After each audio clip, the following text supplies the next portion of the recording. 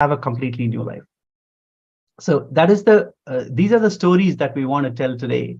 And you see so many people here eager to tell their stories. I want to start with Dr. Prema Kodandaraman and her husband, Sri Nithya Natarajananda. And both of them are going to share their stories on their journey with Swamiji, how they came to meet him, and how his presence in their life has transformed them. So first I'll start with Dr. Prema. Dr. Prema, you are Nithyanandam, so nice to see you. And you've known Swamiji for a very long time, and you're a doctor, and you're an extremely successful doctor. So one thing we want to know is how Swamiji's teachings about Hinduism and related to Hinduism, his teachings about health and mental health and understanding, how that has evolved you as a doctor and how it has helped you be a doctor. Can you say a little bit more about that? Yes, Nithyananda. So, when I went to medical school, fellowship, came to US, did my training and fellowship, almost I spent about 14 years. Mostly I was practicing medicine only with my intellectual learning, like from the books and from the knowledge we gained through our training. But once you get to know Swamiji and doing the programs and listening to him about health and everything, you yourself become a miracle to yourself, like the wisdom inside growing about health and everything. It changed the whole even understanding of health of the people, like understanding like how what medicine is, like the way you practice, the way you approach, the way the diagnosing, treatment, everything is totally different. And the work, like it becomes so effortless, and so many things, like so many incidences I want to share, like sometimes before you do the protocol to treat patients, but once like with Swamiji's this energy and always like you even without you getting the test or lab results or ultrasound, you have that body scanning skills, like you diagnose, you treat, and it's like a effortless work has become very effortless. And even the patients, they feel the difference, like not like just a regular doctor giving a prescription. It's more than that. It's like not just knowing what my specialty is. It's more than, even if a patient comes not with the gynecology issue, like I can say she has a thyroid problem, like she has. So it's like the wisdom grown inside by being with him and knowing about health. It's not through the training, it's more than what the colleges and the universities teach. So that it's different. Great, Ma. So I know you've been with Swamiji for a very long time. And can you say something about your journey to being a Karta? You're already a Sarvagna Pita Yajaman. Can you say something about how your journey to being a Yajaman and then your journey to being a Karta has enriched your life? How has that changed your life? Yeah. I think each time, like you want to become a Sarvagna Pita, that all the patterns about money, like holding on to it, are insecurities, and what about tomorrow? What about my kids? What about everything? So then the minute I think of Swamiji, I can give anything to him, like, okay, it's just a small amount of money. Then I always go through that conflict. Once okay, it's let me contribute. And then so once you do it, and as I see that whatever you're giving, like as always, Swamiji doesn't need anything from us, but what comes back is like more than 10 times, 100 times, or you cannot measure it. So when I wanted to be a Sarvanyapida, that, how my mind was restricted, my cognition was restricted with the money. Once I get liberated from that, what I am creating now is 10 times more. And I don't have those. That's permanently, that karma is permanently removed from me. And once I say, okay, when I can be a Sarvanyapida, that, the karta was even at the initial level, okay, what if my kids, don't get a job, or some kind of fear will come, unknown insecurity feelings. But once I complete with that, like the abundance opens inside of me, I see the abundance is created outside. So I used to see 25 patients getting tired at the end of the day. Now I see 50 patients. And then, so sometimes so many miracles, like I'll be thinking of something, it happens. So like even to hire people, I'll be struggling with hiring people. Now, like they are just walking into my life, whether I hired a new doctor and a new nurse practitioner, and even the help I want, the minute I kind of think about it, think of Swamiji, so that abundance is, the more I contribute, I see the abundance. I'm not giving it to Swamiji. I'm actually blessing myself. Whatever I was suffering with, I need to this much work to create this much work to do. Now it's there is no counting, there is no thinking, there is no effort, there is no and then I say, hey, it's not just Swamiji wants anything from us. He's taking out our own restrictions and our own patterns of restricting wealth, and it's not always hard work to create it. And you can create by you cherishing abundance inside, the abundance happens outside. So that's why I'm happy that he gives me the opportunity to do that. That's great, Ma. I think this is the testament of Swamiji and also the ecosystem that he has created here in LA that allows for people who even come to the temple to feel this and get connected to Swamiji. Thank you for sharing it. Very quickly, I know you have a great story about Swamiji for the very first time. And that's a very sweet story. If you could share that with others, that I would really appreciate it. Yeah, I always like to share my very first experience with Swamiji. I really will make it brief because I made so many videos about it too. Before Swamiji, the life was so routine, going to college and coming home, relatives, eating, sleeping, getting lots of degrees and focusing on it. But I know only my workplace, the hospital and house. I'm not a person who goes out to meet people, or I'll never meet a new people quickly, like it's my home or my work.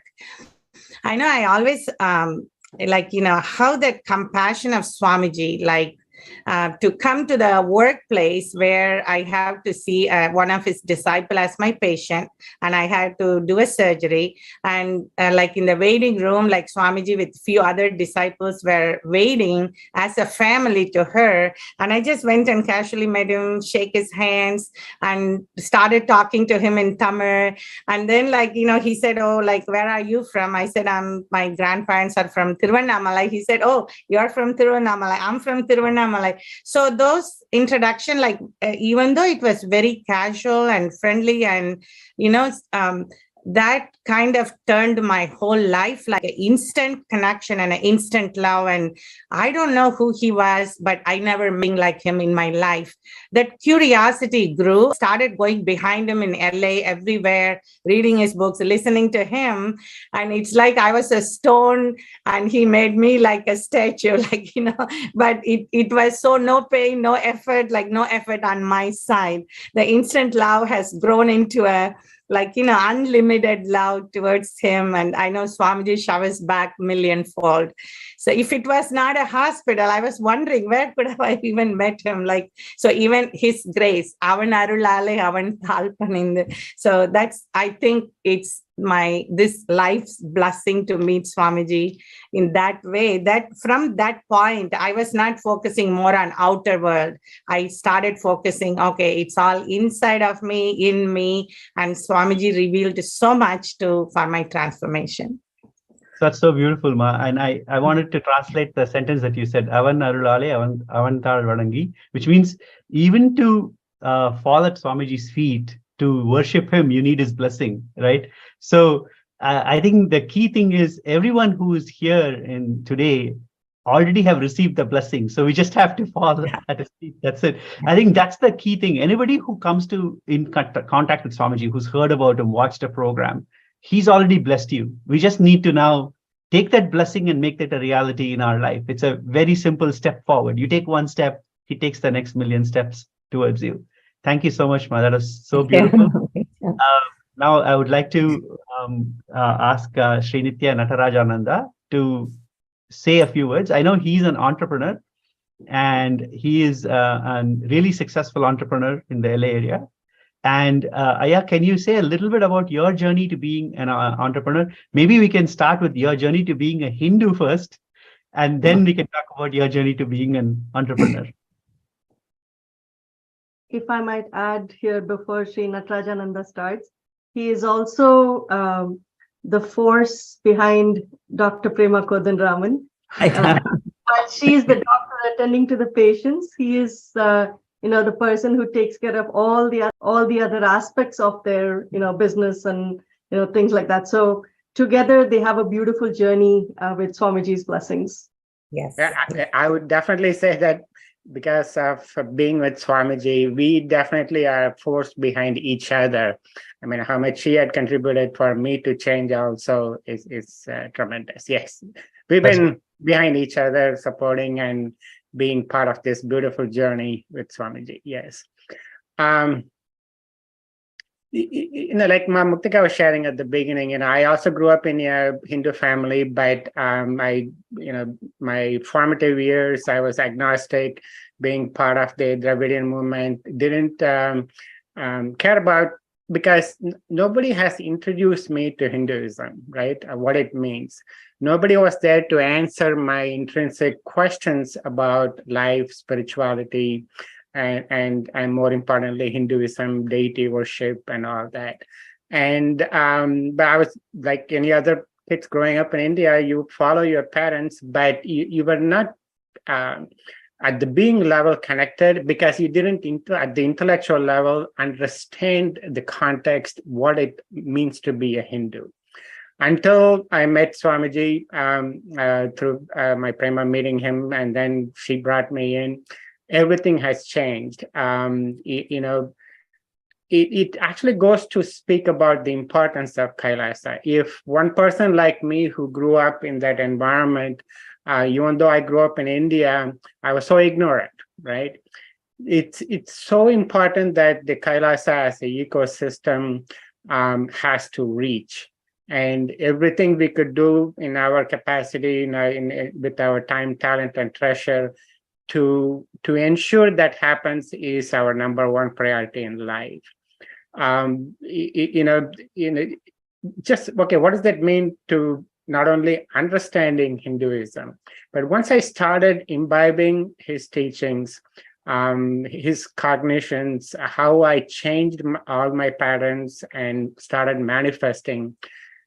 Just give you one example, I used to, just like my dad, was just an engineer, like a software engineer working for a company 9 to 5, a typical Indian-born employee in the US. That was my life. But since Swamiji, I literally do 10 different things. I bachelor's education. It was nothing to do with my master's education. It's all about life. But everything from running a practice to real estate and other entrepreneurship, and how I conduct myself. And I take, there cannot be a better CEO than Swamiji as the cosmic CEO. I've been with him running Sangha meetings, for example. That alone, that from micromanaging to the detail to the macro view of his vision, how he was able to transform that to the people around him, right?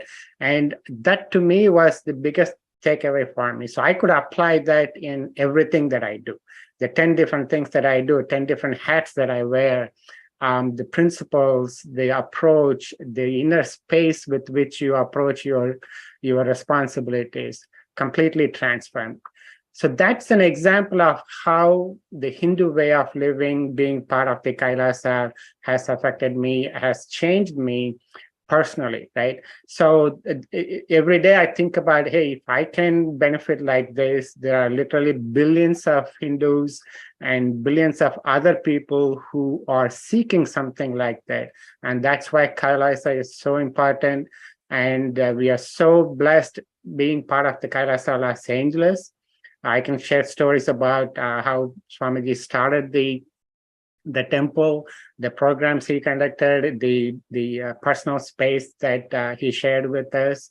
Amazing journey, and I'm extremely blessed and full of gratitude for how he had transformed me personally. Yeah. Thank you, Aya. Could you say a little bit more about, you initially touched upon this relationship between Dr. Prema and you, right? And I wanted you to say a little bit more, maybe both of you, both Dr. Prema and Kumaraya, you can talk about how being with Swamiji has evolved your relationship with each other. Because I think that's a very important part of life that we tend to miss out on. Like, people don't understand how Swamiji doesn't transform your work, transform you at work, transform you in terms of wealth, but also health and relationships. Yeah, even a couple of days ago, there was a family discussion about love marriage versus arranged marriage, right? And in that context, we were obviously arranged marriage, but we in fact, one of my friends used to say, hey, you fall in love after the marriage in the Hindu tradition kind of thing. But after Swamiji, and probably we were 10, 15 years into our marriage before we met Swamiji. And then he transformed in our own way what it meant to be married to each other, like fulfilling each other's desires, eliminating each other's fears, pointing out, in fact, I used to share this with Swamiji, for example, had completed us, taught us about completion all along without for a minute making us feel that we were incomplete. Right? It is such a profound way of transforming somebody. And that's how I see our relationship as husband and wife, as parents, transformed. Yes, there will be like a typical marriage, there will be disagreements, words exchanged and all that. But those, it even to cognize that, hey, when, yes, like Prema was talking about, when you are trying to chisel a deity out of a stone, there will be pain, right? That actually strengthened us. They strengthened the relationship and made us to realize exactly what it means to be married in a Hindu lifestyle. From the way we cook, from the way we deal with our kids, from the way we deal with our outer world responsibilities. It's amazing, natural, organic growth along the way. I mean, I would, I talked to a lot of my friends about, hey, this is, in fact, we watch Sita and Raman almost every day lately, and we take that as an example, how they live the Hindu way of married life. And every one of the Sanatana Hinduism's principle about family, married life, and all that has definitely shaped our own personal life.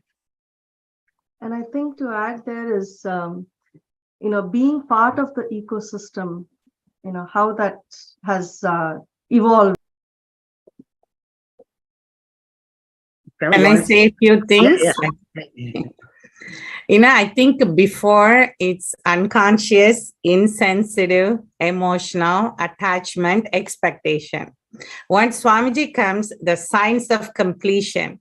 Now it's selfless, loving, no judgment, and accepting. And it's like the completion science helps every family, like dropping our own expectation of, I think in Swamiji's earliest video will say oh, you don't cut the other person for your expectation, it'll have pain and bleeding. But you are, by being sensitive, loving, you accept as it is. And then there is a like a flowering of like understanding and loving, but no expectation, no attachment, nothing. It's just pure love and helping their journey. And it's also living together and understanding that each one is there for their own purpose and own life, and understanding life as a bigger, not in a selfish way of, but in a bigger thing. And then usually even with my daughters, with my everything is has changed, and it's all Swamiji's blessing, the signs of completion. It's beautiful. Mom, Prema and I would like to ask you all, how are you feeling enriched by living in this LA ecosystem that Swamiji has created for all of you all? And how is that journey been? See, LA is our family. Like in LA, temple is our being, our soul, where Swamiji lives, where Swamiji's energy is. I think like I feel all our LA Sangha is more than anyone else. It's like a cosmic family.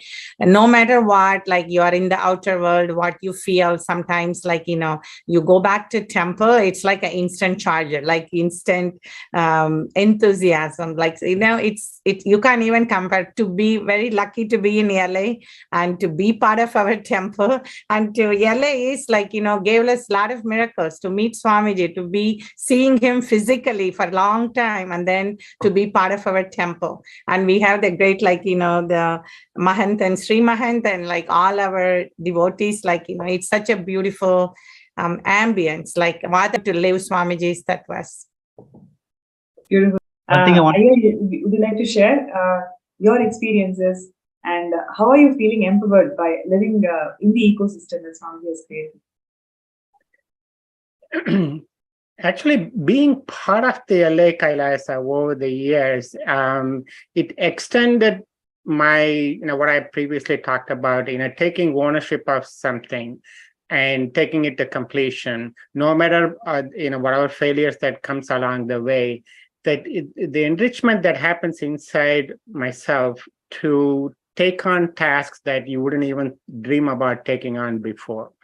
The renovation to when we install the new deities, how we were able to manifest so many things. It's just like 0.5% of what Swamiji did when he initially started the temple. But what I clearly recall how, me being part of that effort allowed me to go beyond my limited view of what my capacity was, what I am capable of, what I'm achievable, what I could achieve, all with the day laborers on Home Depot, all the way to collecting funds, to, working with the crane operators to install the deity. It's an amazing transformation within myself, and I see that every day. So every time we go there, you walk in the door, you feel like, hey, I'm home again, kind of thing. So that's the kind of Vaidheeswara that temple carries. That's beautiful. Yeah, I remember, like, in LA, I met Swamiji like a teenager. Like he came in and like very easy, and how he put all his time, energy so close with devotees. I have so many doctor friends, they share that he visited their house, and like many people in Arcadia and Pasadena. And also like how in Duarte, the ashram, we all will go, like Swamiji very casually do rituals there, homa there, and just you can see him close by. And like, even Puja Divya, that when Swamiji is at temple, they will go 10 times to get his hugging. He will hug and bless and buy his books. And I know Swamiji's vision for LA Sangha, it's the Western headquarters, and it's the second Bidadi, like, it's, and we know like personally that how Swamiji spent so much time in LA Sangha and the deities and Prana Pratishtha he did. And we are so blessed to see from the seed and to grow. And it's like, I know that the LA is going to be like, is the one of the real, like, the world class temple, like world class, how do you say, extension of our Bidadi. So by being part of it for a long time, then I do wish like every one of the whole world to be benefit by that. Beautiful. Sarvanyapita are the establishments that are created whenever you see a decline in the way the Sanatana Hindu Dharma grows. The main pillars of Sanatana Hindu Dharma is the temple infrastructure, followed by the language and the culture. Any of these pillars, one of these pillars says decline or destruction, that is when Avatar descends and revives the entire Sarvanyapita to establish the Dharma back and to lead the people to the original purpose of life, which is living enlightenment. And Swamiji has revived these Sarvanyapita. On the one hand, Swamiji has revived all the ancient kingdoms, Hindu kingdoms, 21 Hindu kingdoms Swamiji has revived. And on the other hand, Swamiji has established these Sarvanyapitas across all the different places in the globe to revive the Sanatana Hindu Dharma and inspire, empower people in the science of living enlightenment.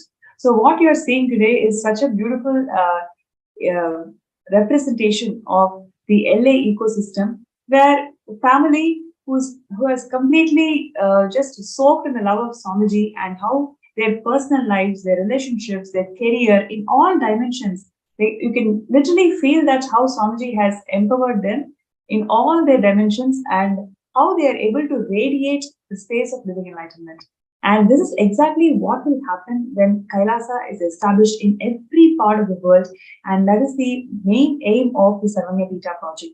Establishing these ecosystems all across the globe and making the every product of Sanatana Hindu Dharma in a user-friendly manner. So I request all the participants and viewers today, if you feel inspired to be part of this Sarvanyapita project, you can sign up in the intention sksjp.org, and we are going to be having many more powerful sharings of LA ecosystem, how this ecosystem has empowering them in the individual capacity and globally also.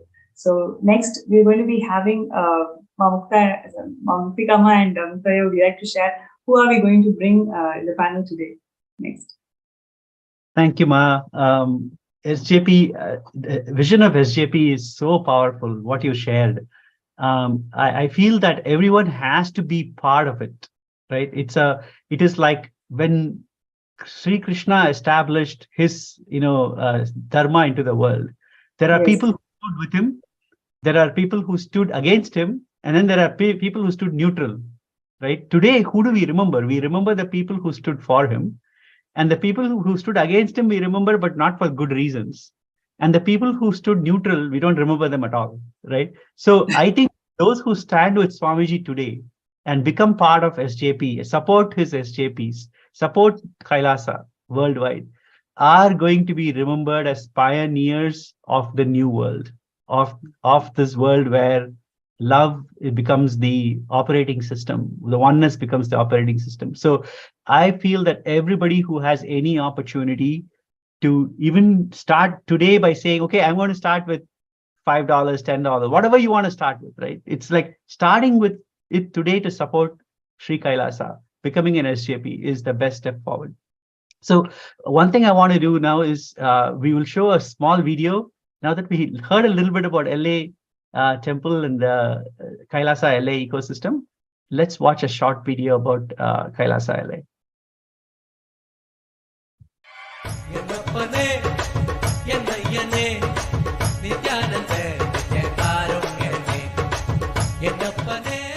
Inaugurated in 2007 by His Divine Holiness Bhagavan Sri Nithyananda Paramashivam, Nithyanandeshwara Hindu Temple Los Angeles is a growing spiritual ecosystem in the United States. As Tirtha Sthalam and Punya Kshetra of Nithyananda Sam is the home of more than 50 deities, including some of the largest murtis of Rajarajeshwari, Venkateshwara, Sadashiva, and Parashakti. His Divine Holiness himself performed the Prana Pratishta and Kumbhabhishekam rituals during the temple's inauguration in 2007.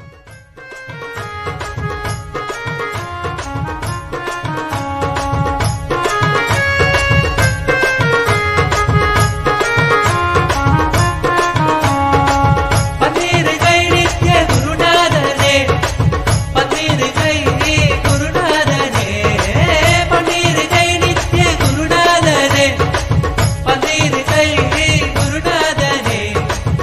With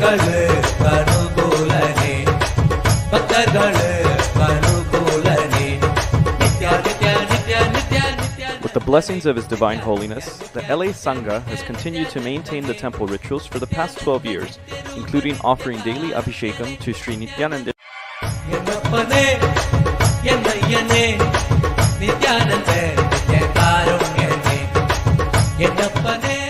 Inaugurated in 2007 by His Divine Holiness Bhagavan Sri Nithyananda Paramashivam, Nithyanandeshwara Hindu Temple, Los Angeles is a growing spiritual ecosystem in the United States.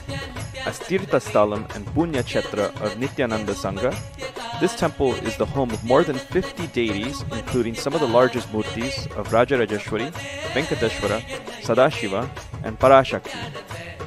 His Divine Holiness himself performed the Prana Pratishta and Kumbhabhishekam rituals during the temple's inauguration in 2007.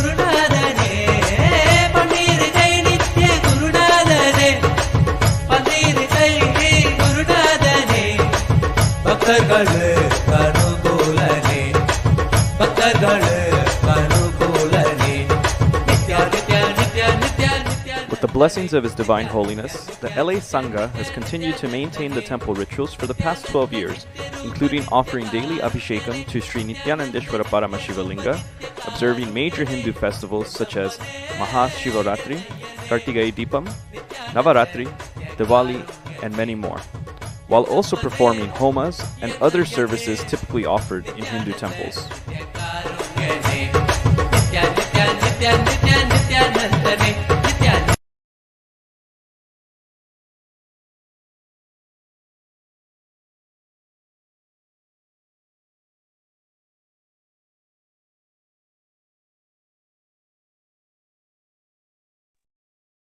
Okay, thank you. Thank you for that video. That's such a beautiful video. Now, can we can go on to Dr. Peter Bloomfield, who is also a Karta of Sarvagnya Pida. And Dr. Peter Bloomfield would love to talk to you about your experience. I know you are born, when you were born, you were not a practicing Hindu. And over a period of time, you met Swamiji, you started practicing Hinduism in your life. Can you say something about that journey? Yeah, sure. Thank you, Sri Mukta. Thank you guys for having me. It is a pleasure to be here today, this Los Angeles panel. So yes, I was, unlike the people who have spoken previously, I was not a born Hindu. And I was born into a kind of Catholic / Protestant family, but mostly agnostic and almost atheistic. So I had no real spiritual context for the world and was just going through material world. And then basically in my family was pretty much on the same page, right? So then I had just kind of spontaneous spiritual awakenings happen. And then I didn't know it at the time, but it was intense Kundalini awakening happening. And the world just started to look different to me. And I started having a number of mystical experiences where I experienced, I could just tell I was experiencing the world differently from everyone around me. And sometimes it was in a really blissful way, and sometimes it was in a scary way, all different types of ways. And I started to look into spirituality and still didn't really think much of Hinduism. I started doing yoga, but even yoga is often painted as more like Buddhist almost. In every yoga studio, there will be like a Buddha. So then it doesn't really connect to Hinduism as it's offered very much throughout the West. So then I started doing various spiritual paths. I tried out many, many different things. And I was having, I could say really powerful experiences, but I always knew, I was like, this isn't quite it. You know, I'm enjoying this part of the ride, this part of the journey, but this isn't my, this isn't my coach all the way home kind of thing. So I was still kind of looking all the time. And then I met someone who was a strong, very committed disciple of Swamiji, and she was just had this extra layer of bliss to her. And then one thing, led to another in terms of experiences, and Swamiji knows how to speak to our listening. And I got the clear message that I needed to go meet him. And then, once I saw him, it was the end of the story, right? I was just finished. So I had no traditional Hindu backing, no traditional Hindu background.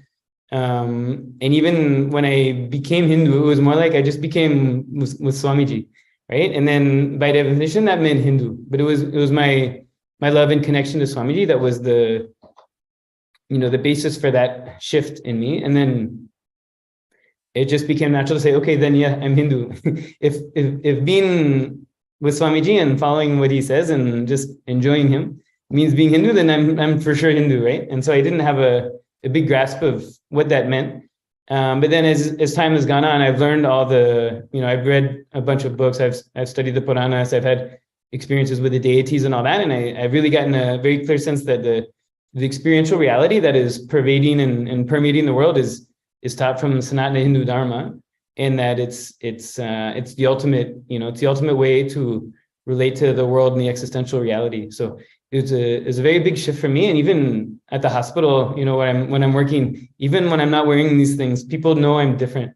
And part of it is the accent, and they try to put like where are you from? Like, what are you about? And then part of it is just the way I talk and the way I relate. It's just so different from how other people are relating. And then they're like, so like, what are you? Right? And I'm like, oh, I'm Hindu. And they're like, oh, really? I didn't know you could do that almost. Like, that's like shocks to their system, right? And then if I ever wear the kumkum, they ask me if it's Ash Wednesday. And I'm like, well, it's not even Wednesday, so it can't be Ash Wednesday, right? So people have trouble figuring out, what that's all about. But I feel, for me, that shift to Hinduism is just so foundational to my life and to my, stepping into the reality of who I am as an Atma, who I am as a being. And so, I enjoyed every step. I think, there are many people out here that are watching that were not born Hindu, right? There's some that are born Hindu, some are born Indian, Hindu light, all different stripes. But I think when Swamiji came, he brought so many people here with him to make this Kailasa happen, to make this Satyuga happen. Many of us were born into non-Hindu backgrounds, right? And so I feel the people who are born in a Hindu background are very blessed to have everything. I know there's all kinds of other nuances and aspects to it. But even those of us who are born in a non-Hindu background, Swamiji's calling to us as well, right? And when he calls us, he can call us really, really strong and really hard. And so I didn't, invite anyone out there, regardless of your background, you can become an extremely strong and committed and realized Hindu in this life. Because you have Swamiji, everything is fast track, right? And he can clean out, all kinds of things in your DNA, and you just become a Nithyananda Gotra, right? And so that's been my experience. And I think, it's a possibility for anyone who's in a human body on this planet who has the cognitive capacity to run to Swamiji, they should get up and run like that. That is such an amazing story and journey from where you were born to becoming Nithyananda Gotra. So thank you so much for sharing that.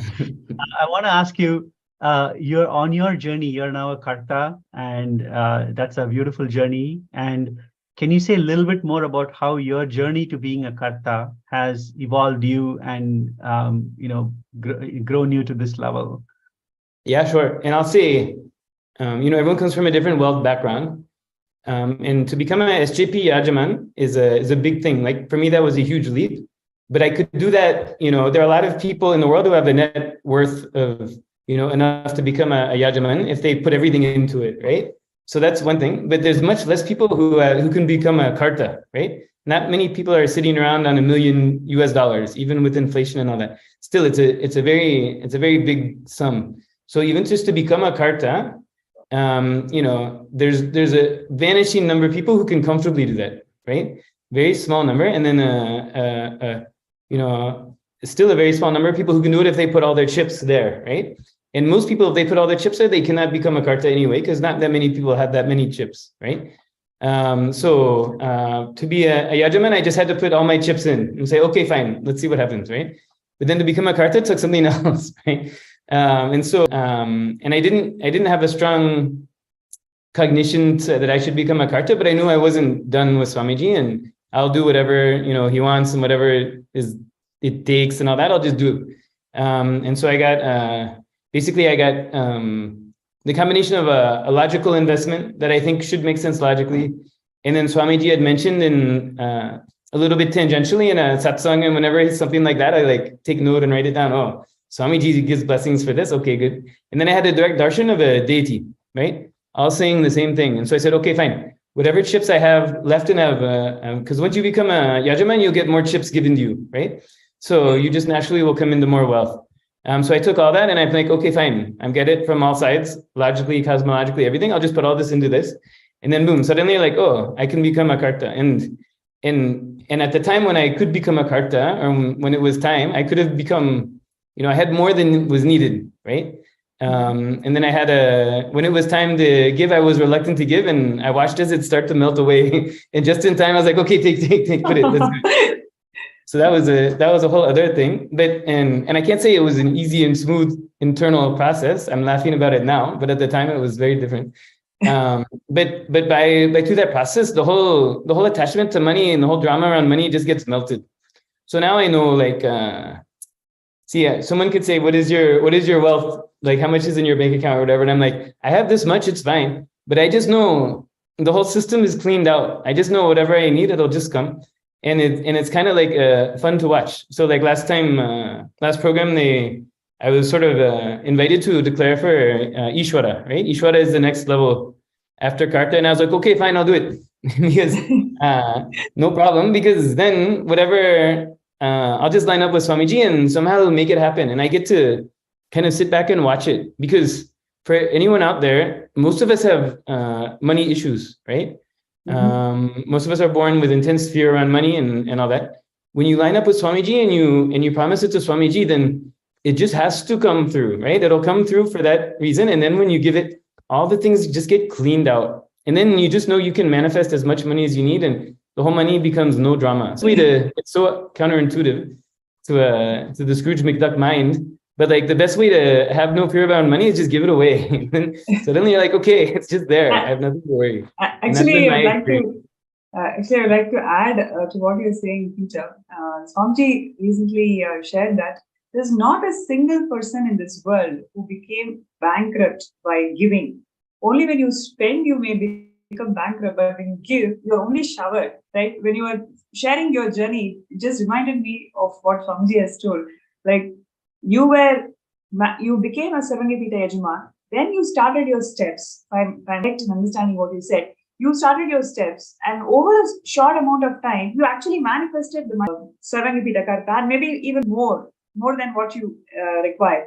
And you went through that internal process of, okay, dropping all the insecurities and fear, whatever is stopping you in this journey, dropping all of that, and jumped it to become a Sarangapita Karta, and now you're working for Pitadishwar. That's like a quantum jump, right? Like literally how Swamiji is giving that shifts and breakthrough within each and every person. Even from the space of giving, you're only showered more and more and more. Yeah, absolutely. And you know, it's funny, people who win the lottery, they usually end up like bankrupt and depressed, right? Because they get this money they didn't earn, and then they spend it all, and then they just feel miserable, right?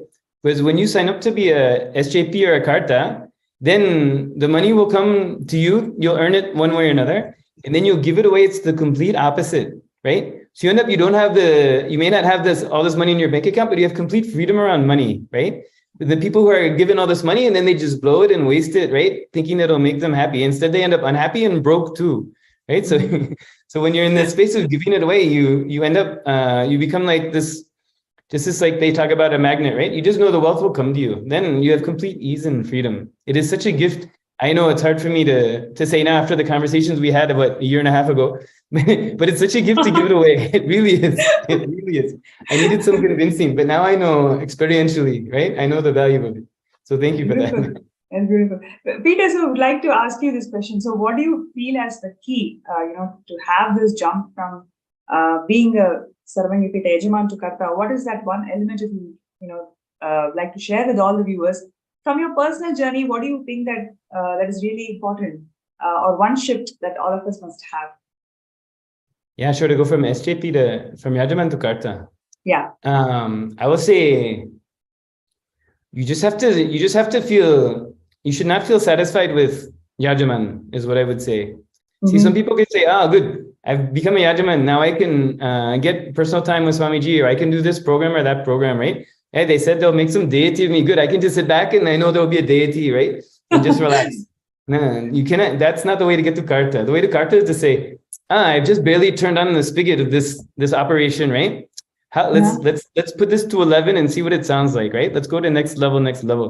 And it's like a form of tejos, right? Just like I want to continue to expand, right? And I have a complete excitement.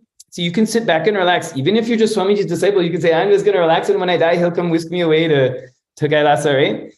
But you can say, no, I want to go to the next level, right? I want to bring this whole thing into the planet and have the exuberance and the enthusiasm of saying, okay, I've been able to support in this way, but that's not enough. I want to do more. I want to support more. I want this physical body to be useful for more and a higher level, right? Because I know when I do that, my whole system will get upgraded constantly. So it's a form of tejos, right? It's a SJP tejos, you could say. Should not be satisfied with Yajaman. There's next level.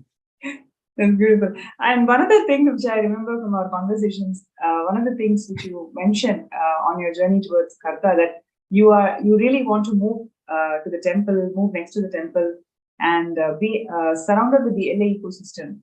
So that's something so big that, okay, I want to take this jump as Saramipita Karta, and I also want to be closer to the temple. That really shows that how much temple has influenced positively your inner space, and that makes you to take that jump. Somebody shifting houses and then wanting to be around the temple, so you can spend more time with the deities and contribute to the ecosystem more and more. So what really inspired you to take this kind of a quantum shift, especially coming from a completely different background and learning about Hinduism, and then taking care of deities and totally in this a complete 180-degree shift? So what really inspired you, and how what would you like to share with all of our viewers about how ecosystem is so important today for us to learn and enrich each other with all the values that Sanatana Hindu Dharma has given us? Yeah. Oh, that's a great question.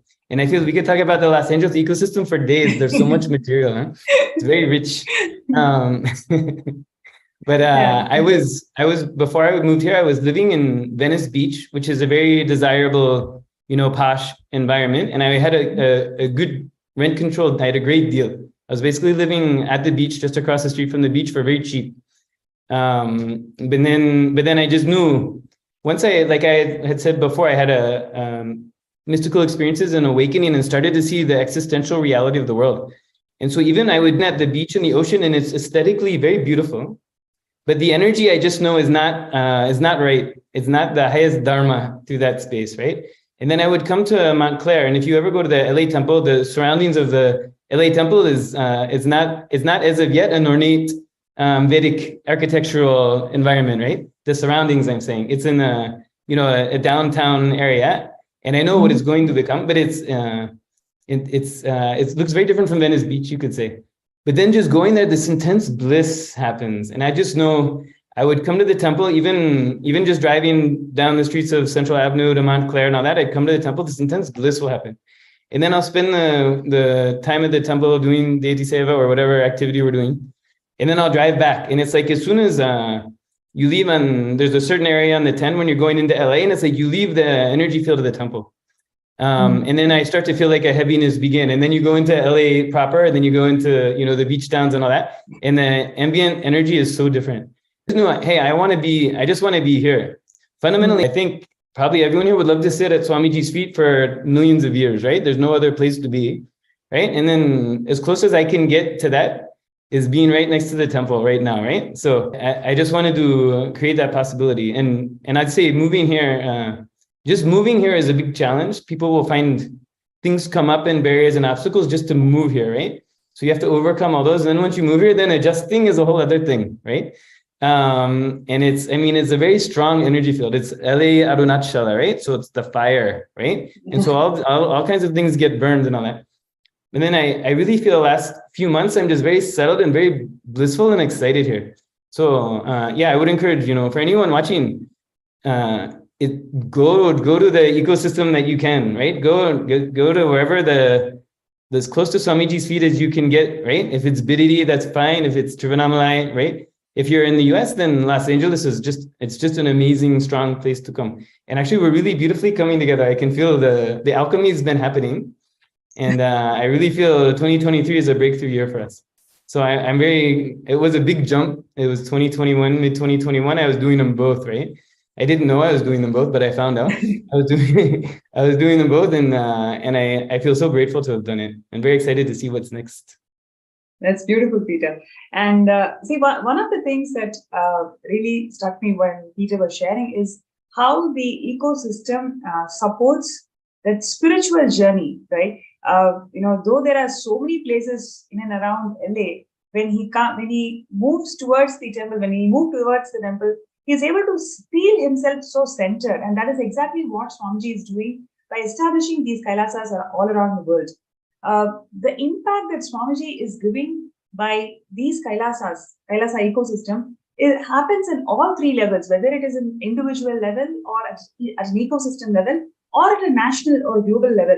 So every single contribution towards the Sarvanyapita is actually towards establishing all these Kailasas around the world. So would like to invite all the participants and viewers, if you're feeling inspired that yes, this is a beautiful thing that's happening in the world, when world is facing so many issues out there, we don't have proper solutions for mental health even till today. We don't have solutions for hunger. We don't have solutions for so many other global problems today. But Swamiji is resolving all of these issues by providing authentic solutions from Sanatana Hindu Dharma. And these ecosystems serves as epicenter where these solutions gets implemented in a personal level and as a community level. So by supporting Sarvanyapita, you are supporting beautiful, blissful ecosystems around the world. So I request all the viewers out there to go ahead and sign up in the link that's been projected, sksjp.org/contribute. And there are many more such beautiful sharings that is awaited in the segment. We'll just take a few minutes break for all the participants and viewers to sign up in sksjp.org/contribute. And if you have any questions towards LA Temple, or how do we become part of LA Temple, and what are the things that you can learn if you want to visit LA Temple, all these questions you can also post them in the NPSM group that's been projected in the window. You can actually the QR code is being projected, so you can scan the QR code, you to a Facebook page, and you can post your questions. And we have Ma Muktika and Sri Muktaya who are here, and they can directly answer your questions. So all your questions and feedback or whatever comments you have about LA ecosystem, feel free to post them in the group, and we will go through all your comments. One thing I wanted to say is, Peter,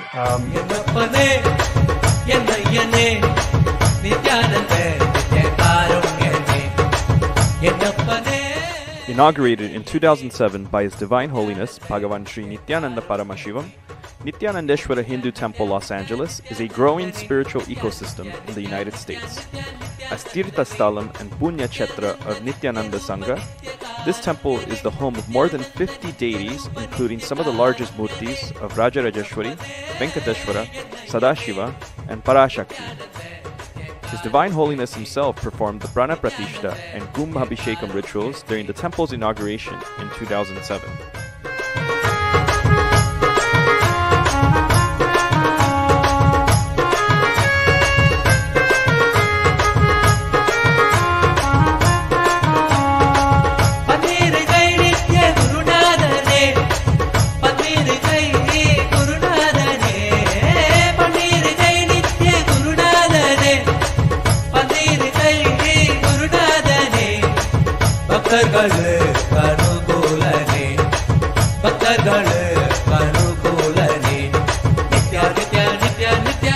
With the blessings of His Divine Holiness, the LA Sangha has continued to maintain the temple rituals for the past 12 years, including offering daily Abhishekam to Sri Nithyanandeshwara Paramashiva Linga, observing major Hindu festivals such as Mahashivaratri, Kartigai Deepam, Navaratri, Diwali, and many more, while also performing homas and other services typically offered in Hindu temples.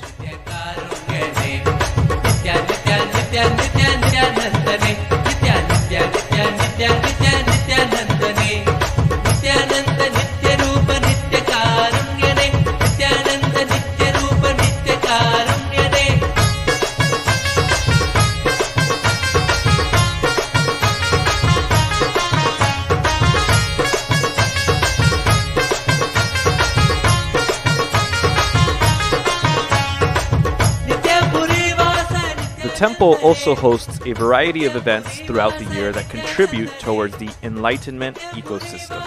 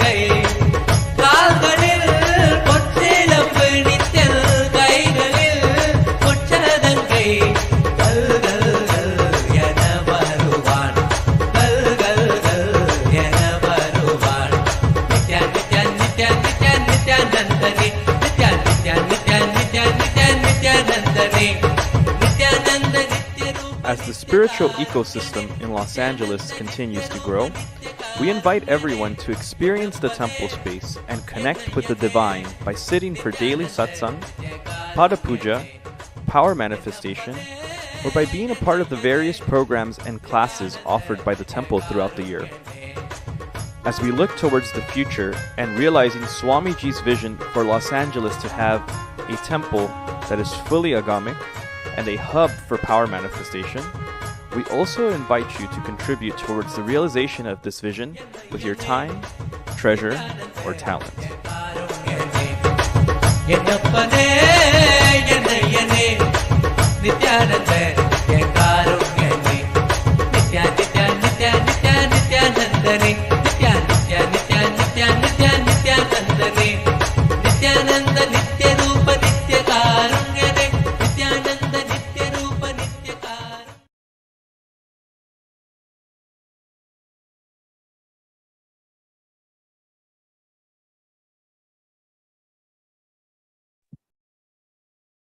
Yes, that's really a beautiful video. Like, just you can just feel the energy and the celebrations that happens in the LA ecosystem.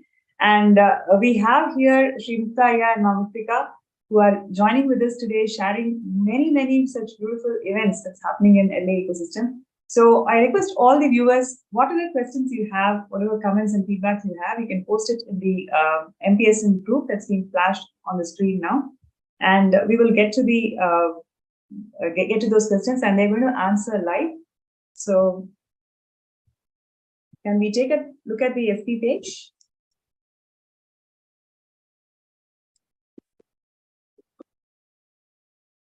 So while we are taking a few minutes to go to the FB page, I have a question to both of you. I mean, how has it been the journey, the whole journey of being with Swamiji for more than a decade? In 2 lines, if you would like to summarize as a couple, what would you like to share with us? Isn't that one of the most toughest things to do, summarizing in 2 lines?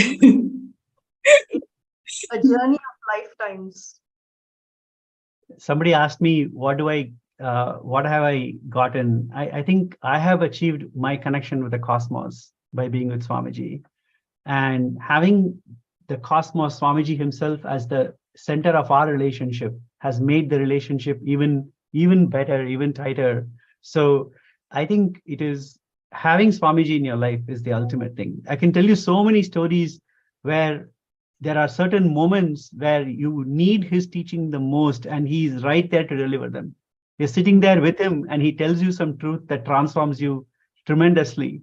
I know we don't have much time, but we want to tell one story where we were both with Swamiji on our journey to Kailash. We were actually in Nepal, and we had stopped there for a few days. This was which year, Aya? Sorry if I may. 2011. Okay, 2011. And Mahamuktika and I had gone on the trip together. And that is the first trip we were going on together with Swamiji. And for me, I had felt that, if this is a spiritual trip, we should behave like as if we are individuals going on a trip, not someone who's going together. So I would tell her, don't sit next to me in program. Don't sit next to me on the bus. Well, when we go on a boat, we used to go every day in Lake Feva. We were there, Pokhara, for like 7 days. Every day we would all go to do Pada Puja together with Swamiji sitting right in front. Then we would go to the lake, and Swamiji would get on a boat. He hired 10 boats. We all would get into the boat. We'll go to the middle of the lake, spend time with him. He would chat with all of us, and we come back. So I would tell her, no, don't sit on my boat. Go sit on some other boat. Things like that. It was very, very bad in that moment that I was doing that. So I'd let her tell the rest of the story. Okay, I didn't expect this. Actually, Swamiji happened. Let's put it that way. But he could say, he obviously sensed that that's not how I perceived a spiritual journey, right? This was the very first time both of us were on a trip together. Normally, I take care of the kids and he goes, or he takes care of the kids, and then I would go for the trip. And this time we went together, and we got blessings to be there in the journey with him. And when this was happening, and ideologically there was a fundamental difference of opinion, and it was not helping me feel that I was on this journey that is going to make me feel good, or that I was getting something out of it. It felt like a challenge right at the get-go. And I didn't have words to express this. How do you share this, or how do you try to come out of this conundrum? And during one of the meditations that we were doing in front of Swamiji, he was putting us through meditations. And at that time, towards the end, there is a part of gratitude. And in that part, I just had tears pouring down because it was so overwhelming that I just couldn't take it. I said, Swamiji, can you do something to help? I don't know what to do in this situation. So when we stepped into the boats, I was sitting and contemplating and sitting quietly. And then suddenly we hear this sound. Somebody is calling out and saying, hey, the boat from Seattle, make sure the boat comes to Swamiji's boat. And at that time we were in Seattle. And so we went close by, and, I was craning my neck backwards to see, where Swamiji was. And then once we got closer, he was sitting, I still remember how Swamiji was sitting on the boat, and, he had his hand, under his chin, and he was looking outside. He was looking at everybody. He was looking at the entire space. And then, he said, at that time, my name was, Paramatmika. And so he said, Ma, you've been looking for me for so long. Come on, tell me what it is. The first thing that actually struck me at the time is, how long is he saying I was looking for him, right? Is it now? Is it in the past lifetimes? The first thing that struck was, oh my God, how long have I been looking for him? And then the second thing I shared immediately, I didn't need another invitation. And I shared the situation that was happening. And I said, look, Swamiji, I feel when you're on a journey together, you're supporting each other, and you're, going through the whole process. But Shimukta thinks that he has to do his own thing and I do my own thing. And let me say, I remember exactly what she said. Okay. I remember word for word. Basically, she said, is spirituality a journey of aloneness? That's what she asked. Is spirituality a journey or? Of aloneness. Okay. Swamiji said, look, the very last step of enlightenment, even I cannot come with you. You have to walk on your own. That last step you have to take on your own. But till then, I am there with you to the last step of the journey. And there is nothing wrong in sharing the journey with somebody. That's exactly what he said. And I was completely surprised by that answer, because I thought Swamiji would say, no, be alone. That's the right thing. But then I asked Swamiji, is it okay to hold hands on be in a romantic mood on a spiritual journey? Then he turned to me, looked right in my eyes, and he said, Mukta, is your spirituality so fragile that it'll break by holding hands? And such an amazing question that he asked, and it was completely broke my idea of what being spiritual is, what life is.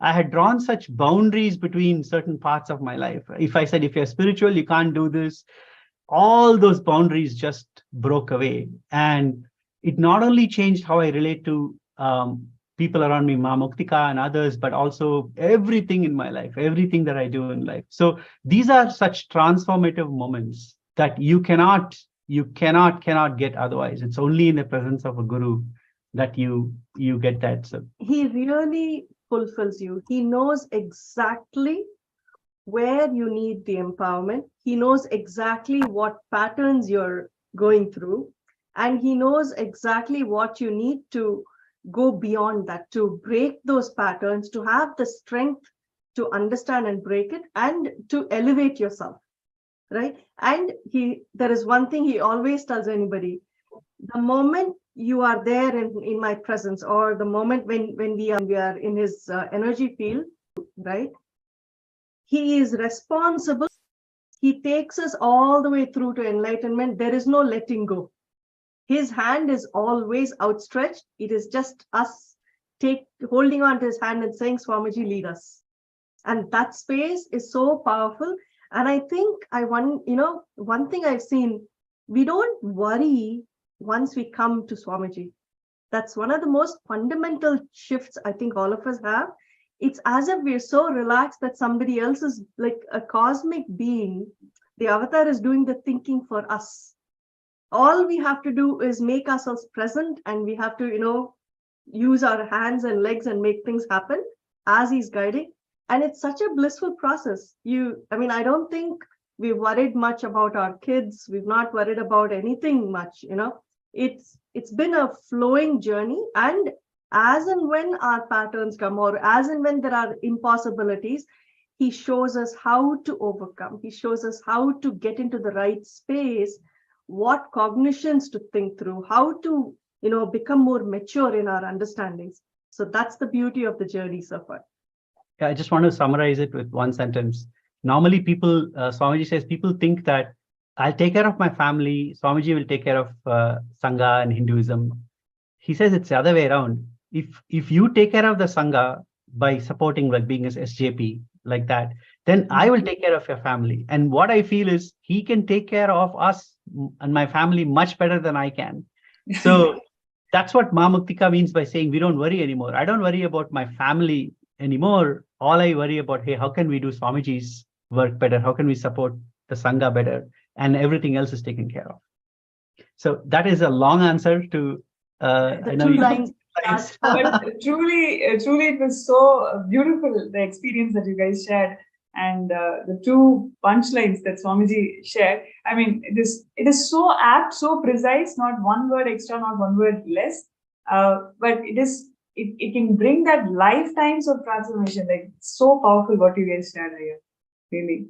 And with the same spirit, would like to call out for all the people and all the participants and viewers out there.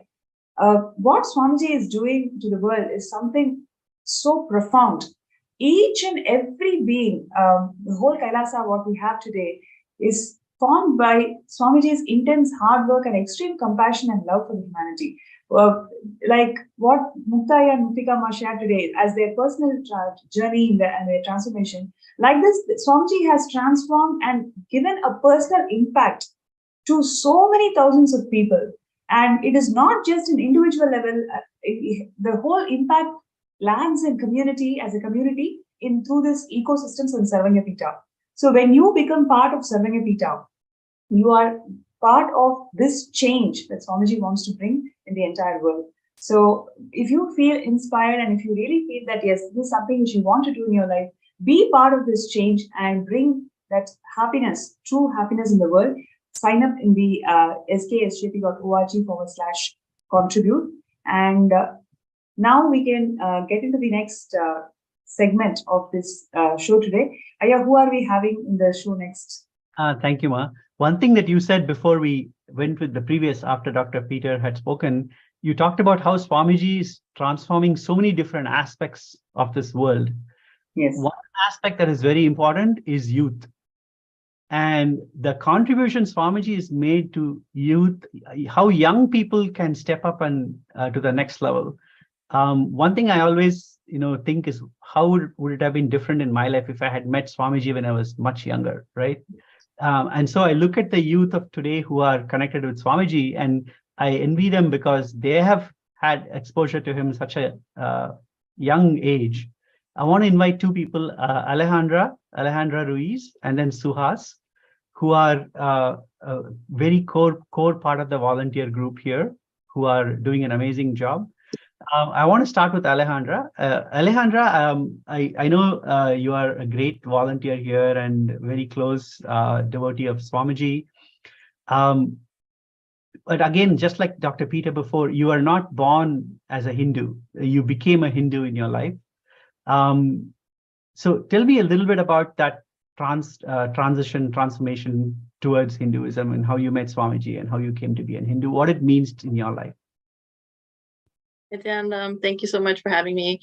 So as mentioned, I'm not a born Hindu. I grew up in a more background, and I didn't really have a good sense about religion or spirituality at all. I didn't really know what it meant to really connect with God, but I knew in my heart that was something that I was always looking for.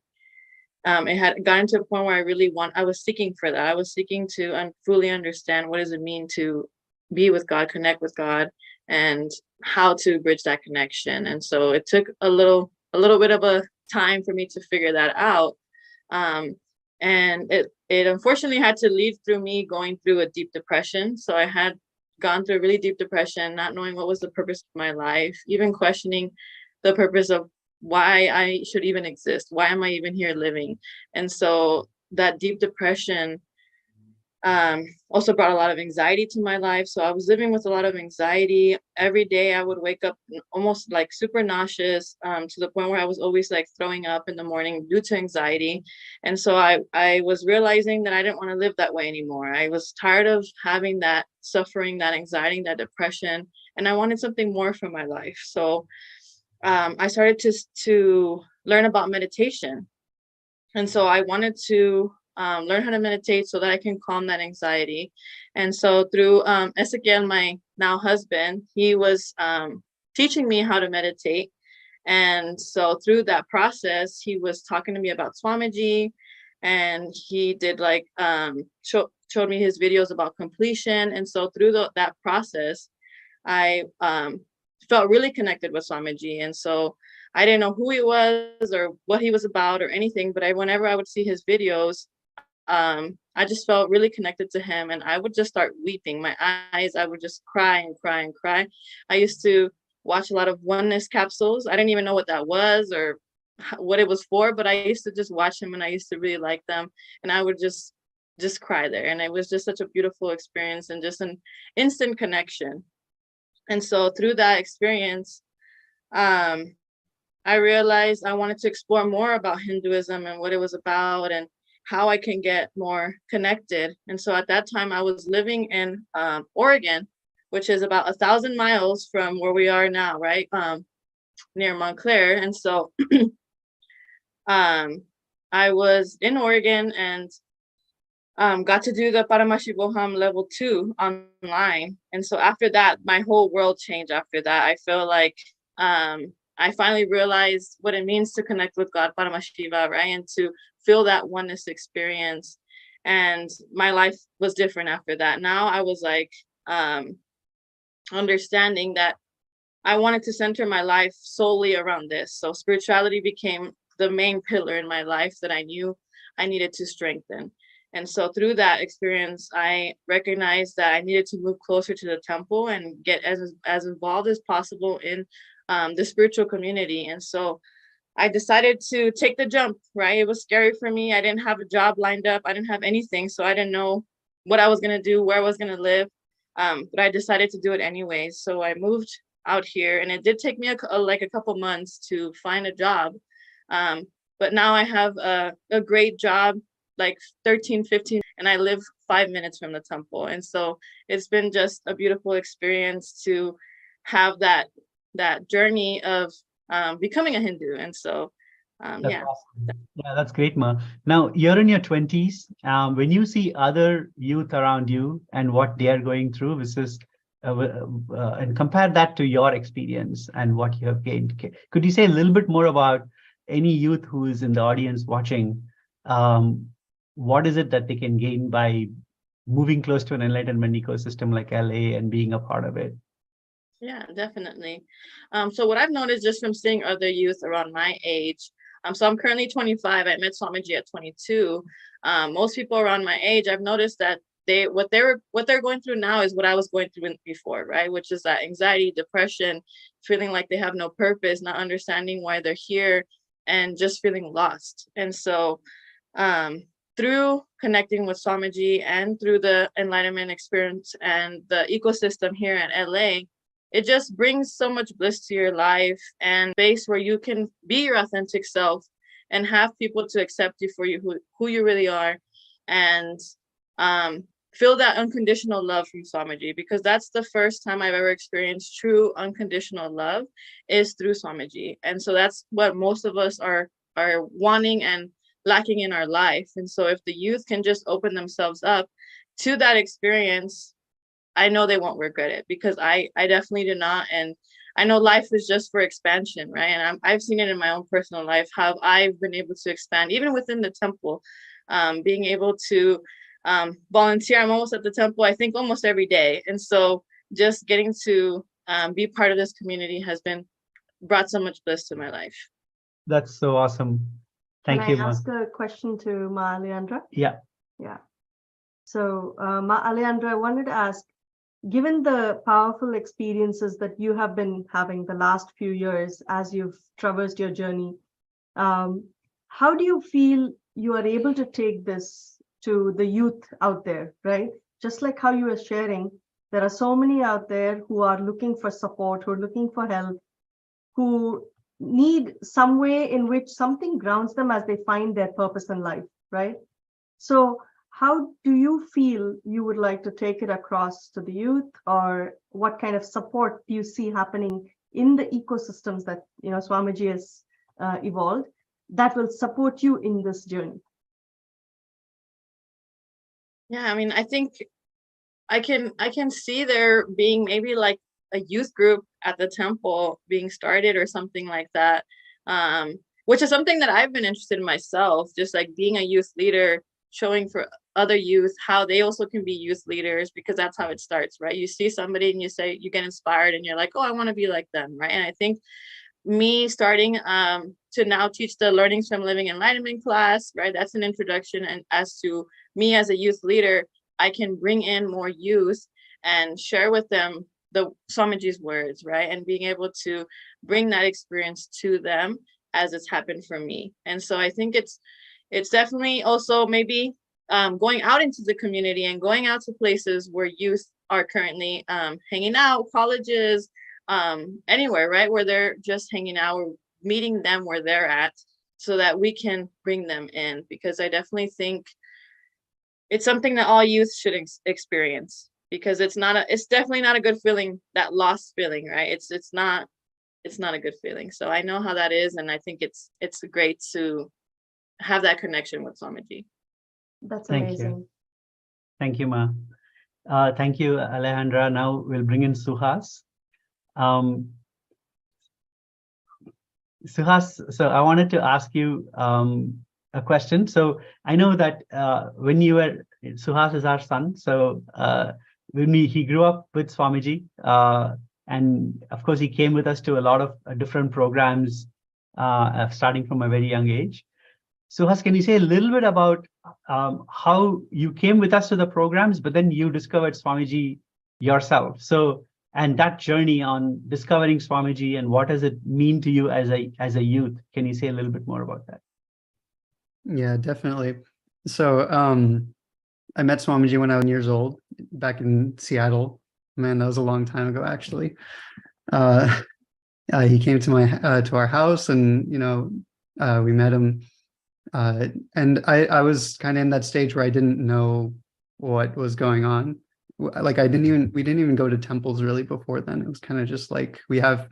It's very common among Indians to have like a closet with the deities and stuff like that. So that was the extent of Hinduism that I knew. And even through the coming years, going to programs and stuff, I didn't fully have. I kind of got like a small understanding of maybe like ego or something like that, but I didn't fully have the context of what benefit I was getting. But the thing is that I realized a lot later is that Swamiji he kind of always had his arm around me, so to speak, right? He never let anything hurt me. Like it's only what I could maybe like see, like he had his arm around me, but I could see over his arm and maybe I could see something. And that's what bothered me. That's all the kind of agitation I had in life. But he was always kind of like protecting me, being like, when you're ready, this is ready. This is here for you. And I'll protect you until, even when you have it, I'll still protect you. And that's kind of the feeling that I have with Swamiji. So like, I would go to programs, and even like the power manifestation stuff in the programs. I've seen some pretty amazing stuff actually in these programs, but I always thought like, oh, it's not really for me, in the sense like I wouldn't be able to do that. That's kind of like for someone better. But the thing is, in the past few years actually is when I got more and more connected to Swamiji, and more connected to the temple actually. And I started coming recently, maybe in the past 2 months. I've been coming and helping at the temple, and it's been such like, it's crazy how I didn't see as much as I've seen now, being with Swamiji and seeing all this. It's like now I'm ready to see what he's offering, what he's been holding up to me this whole time, and so like going and doing seva and like helping out at the temple has been really great. It's like it's almost most of your life you're kind of in neutral and you're pushing the car with your bare hands, but Swamiji, like he has the gas for you, and you just got to put it in drive and go, and so yeah. That's awesome. Now we're going to ask the same question we asked Alejandra. What do you see in the youth around you, their struggles, and what is it that if you would want to support them and help them understand what is it to be with Swamiji, how would you help them understand that? I think Swamiji also said this once before, or maybe multiple times, many times before, but it's just the practical aspect. Like we need to show them that what they start now as kids will grow into something they embody it, if like, yeah, because I know mental health is a big thing now and all that stuff, but Hinduism has all the answers, and especially Swamiji has all the answers. That's exactly what he said. He said we have to show the youth the Phalashruti, which means Phalashruti is the benefit of what you do. Mm-hmm. And after every puja, there is benefit, and we chant what the benefit of that puja is so that people know what you will get. Like that, I think we don't do enough of chanting the benefit that somebody would get from Hinduism. And pointed it out. Second thing is to know that Hinduism has answers for all the problems. And knowing that is very, very critical for youth. I think these are the two things that we have to share with the youth. And I think like what Alejandra and Suhas have shared, see, it is how they have applied themselves and, been present in the ecosystem Yeah. that has made a phenomenal change and a difference to them, right? It is how they have utilized the energy and, the nurturing that they have received from the ecosystem that has propelled them forward to feeling successful, feeling empowered, and being able to let go and drop anything that stops them from being who they can be. And I think that's the beauty of it, that, the youth are the leaders of tomorrow. You are training now, you are, empowering yourself with Swamiji's blessings to take you forward, to be the role models, to be the leaders, and to inspire others. And how you have utilized the ecosystem to make that happen is a beautiful sharing that both of you have done today. So as you also said something about power manifestation and the mystical aspect of being connecting with Swamiji. Can you say a little bit more about that? Yeah, definitely. Actually, a really good experience I've had is the Nithyanandeshwari deities at the Los Angeles temple. I got the amazing privilege to do Abhishekam to them, like I think a couple of weeks ago. And it's like the craziest change in my life. I generally don't choose to use my willpower a lot, but immediately after that, I started doing all sorts of stuff, like if I want to, I'll pick up my guitar and try to learn. And, I always just have this more of a vigor for everything, You also And- said something about if you think something, it kind of comes true. Oh yeah. It's a little bit bizarre, but the more and more I do stuff and the more I'm around, like if I'm in Swamiji sessions or something, the more I think things, the more they'll start to happen. And the more I say things, they'll start to happen. And I noticed turmeric. Turmeric has been like manifesting on my face, even if I'm nowhere near turmeric. If I'm doing something for Swamiji, it'll just go just appear out of nowhere. It's honestly so amazing. That's amazing. And I know even Ma Muktika has been saying that all she has to do is think of something, like think of talking to someone or meeting somebody or wanting something, and it would immediately manifest in her life. Yes. So yeah, it's such an amazing space to be in the Los Angeles ecosystem, with everybody who's here and all the hundreds of other volunteers who are part of this ecosystem. Every day they are making it an embassy for Kailasa, where we reach out to the whole ecosystem, we help others. By the way, we serve free food to hundreds of people on a daily basis, and both inside the temple and outside the temple. And obviously, the Montclair city has recognized Swamiji and declared January 3rd as Nithyananda Day. And we have a good relationship with many of the politicians, the cities who have now, we have diplomatic relations with the various cities here, including city of Paris and many other local cities, who realize that we are providing so much value to them as the enlightenment ecosystem. We are elevating the whole ecosystem. So nothing is better than being part of this. In fact, one thing that Swamiji said during his Jayanti that I remember which really fulfilled me. You always wonder, am I reaching my life's goal? Am I reaching this purpose of my life? He said, everybody who is till now supported Kailasa, who have been part of Kailasa, who have supported it, you have achieved your life's goal, right? You fulfilled your life's goal. And now you're all part of my victory parade, which is such a fulfilling feeling, knowing that you have done what it is that you came, you are born, and you're part of that already. I don't think there is anything bigger than that. So I really want to thank the Swamiji for creating the LA ecosystem, Kailasa LA ecosystem, and for everyone here who came here to share their experiences so beautifully and so powerfully. With that, I want to end with a Purna Mantra and then hand it over to Ma Pranapriya. Om Purnamada Purnamidam Purnat Purnamudachyate Purnasya Purnamadaya Purnameva Vasishyate. Om Shanti Shanti Shanti. Hari Om Tat Sat. Sarvam Bhagavat Sri Nithyananda Paramashiva Paduka Arpanamastu. Om Nithyanandam.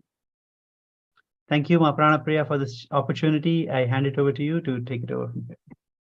Thank you so much, Raya. It was so wonderful connecting with all the folks from LA ecosystem. And over to the program today. Would you like to talk to connect with all the participants and viewers today? See what you have experienced. Just listening to all these folks from LA ecosystem is what Swamiji wants to do to every single city, every single place in this world. Creating Kailasa ecosystem is literally making each and every one of us live as Paramashiva, radiate as Paramashiva, and celebrate our existence as Paramashiva. So let us all decide to stand up for this divine cause of Sarvanyapita. If you have already decided difficulty, if you're finding any obstacle, any insecurities, whatever is stopping you from manifesting Sarvanyapita, you can post your name as somebody who wants to get scanned. So I'll be doing third eye scanning for next few minutes. For anybody who's finding difficulty in manifesting Sarvanyapita, but have the intention, you have the intention to do it, but you're finding the obstacle which is not making you to manifest Sarvanyapita. So you can post that in the Facebook group. We have already, all you need to do is scan your QR code and then you'll be directed towards the Facebook group, and you can post a message that you would like to be scanned.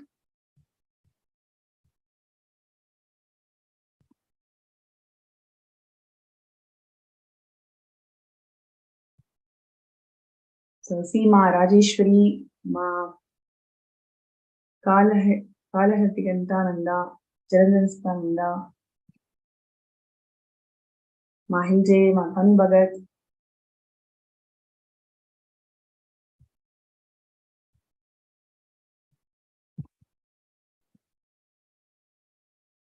so requesting all the participants, whoever is finding difficulty in manifesting Sarvanyapita, you can post your name as a in the group and that you would like to get scanned. Lenzu,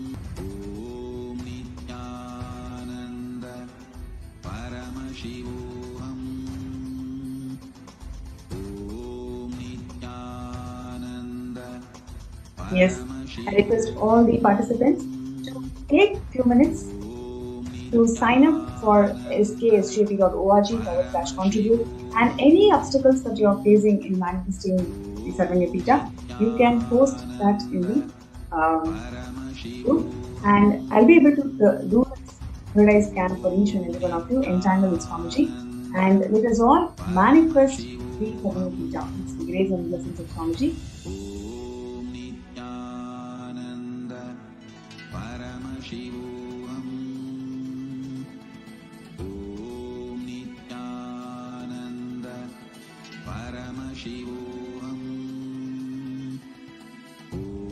Okay, so we have Jun Ramadeva Shivashakti from YouTube, so who has requested for a third eye scan. So I request Jun to please dictate, connect with Swamiji, and let us chant the Mahavakya 3 times.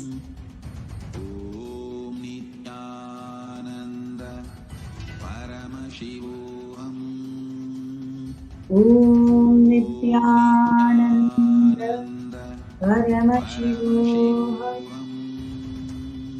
Om Nithyananda Paramashivam. Om Nithyananda Paramashivam.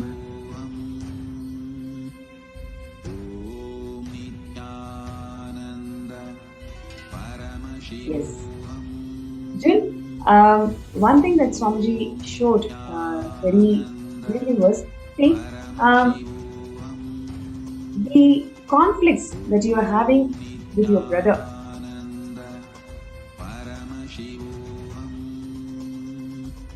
And all the male figures in your family. Today, decide to complete with this and bring oneness in the relationship. Already we've gone through in the last couple of days about how to bring oneness in the relationships.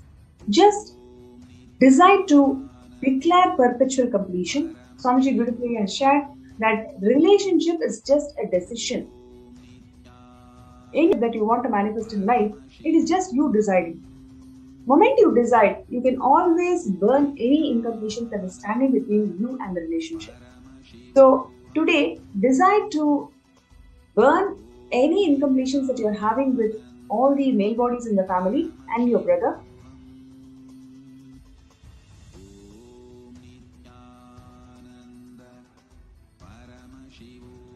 Yes, and with Swamiji's grace and blessings, you'll be able to manifest Sarvamya Beta.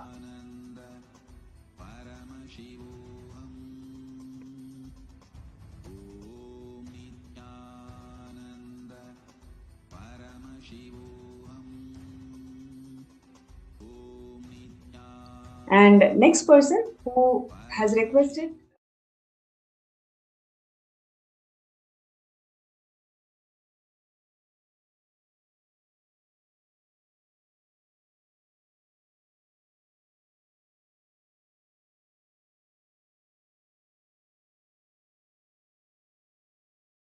Okay, so I'm going to scan her.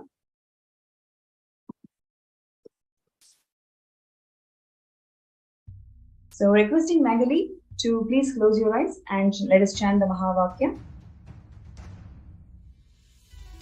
As Paramashiva, inhale and exhale deeply.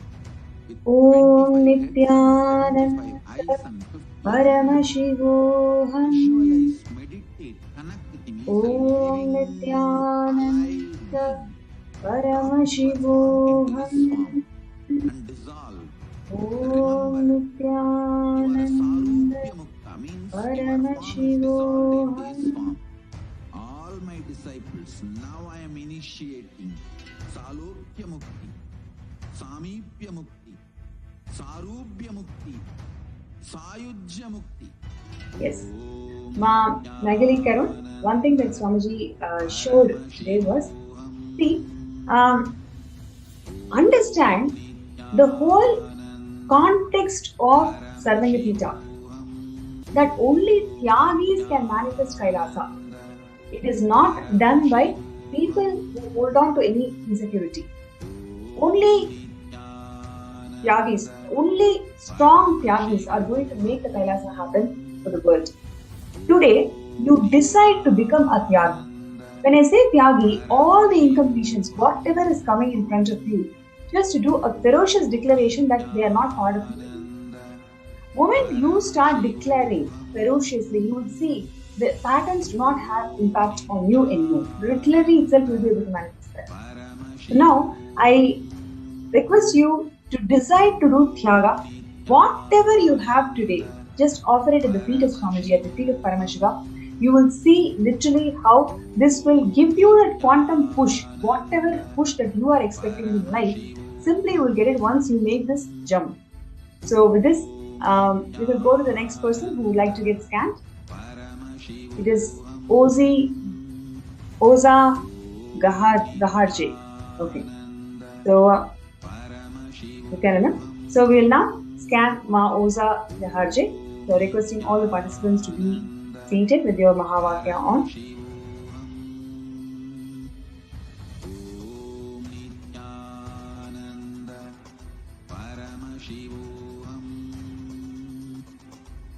Om Nithyananda Paramashivam.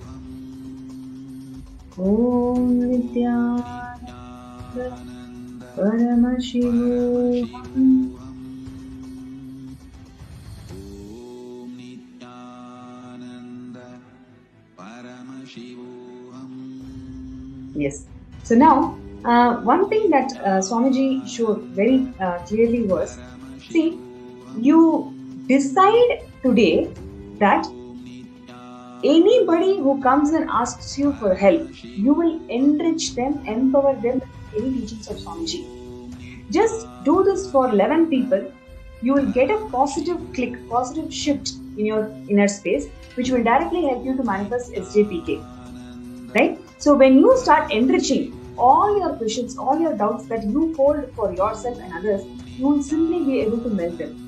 And all it requires further than that is just the decision to make this happen. Definitely you'll be able to make it happen. Right? So with this, we come to the end of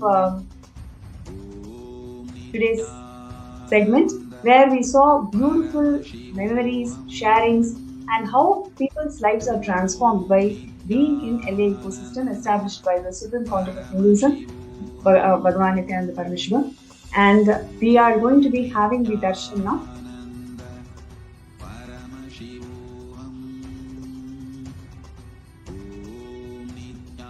The most awaited moment of the day, we will be having the darshan of Swamiji. So requesting all the viewers and participants to please bring your friends who have been part of the same Zoom room. Invite all of them and let us get ready for receiving the darshan.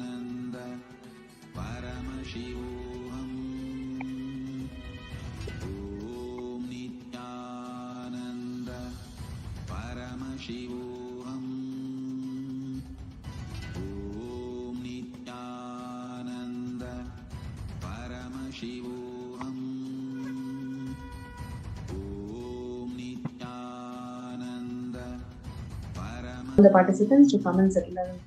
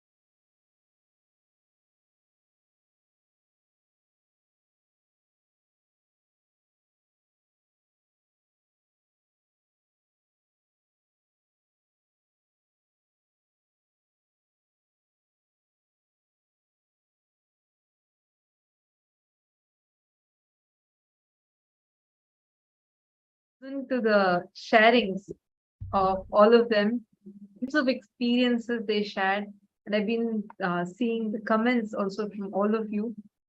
It's been really wonderful. This is how it is to be a part of Swamiji's Kailasa. And now it's time all of us are moving to the next and the most awaited part of our day, which is experiencing the Bhava Samadhi Darshan. Today, we are going to be having the Bhava Samadhi Darshan of Bhagavan Jwara Bhagnamurti. And let us all get ready for that. What is Bhava Samadhi Darshan?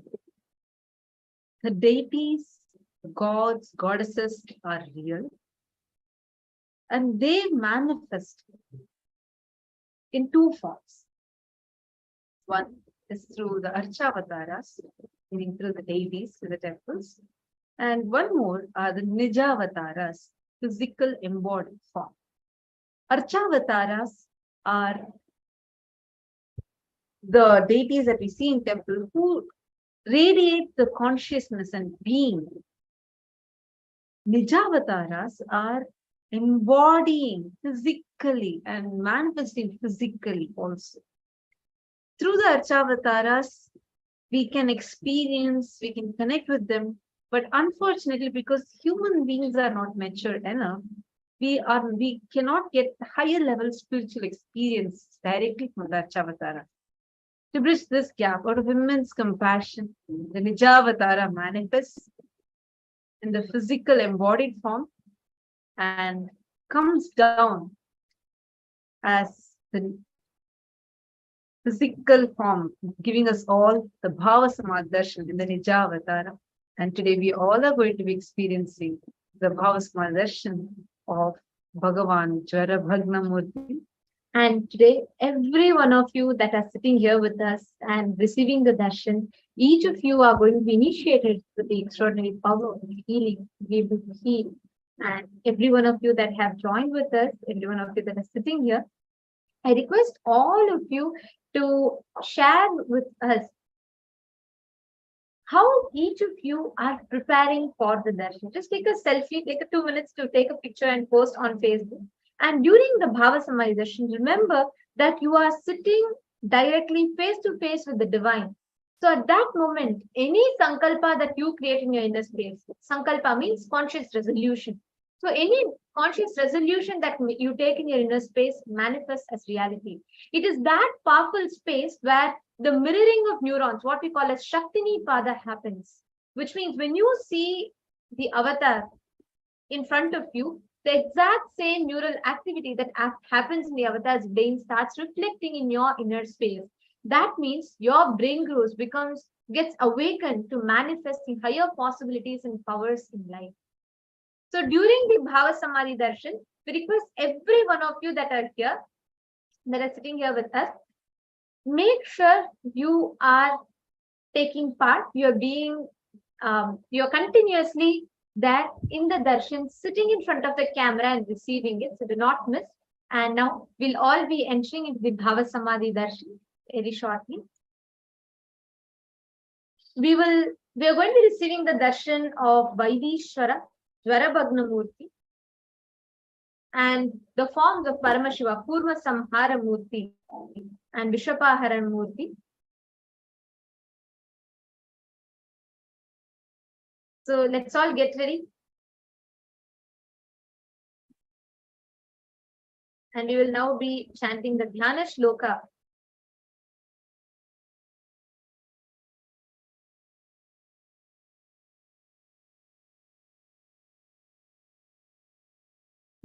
Yes. And in the meanwhile, I request every one of you to take a few minutes and please make sure your Panchopachara Puja kit is ready.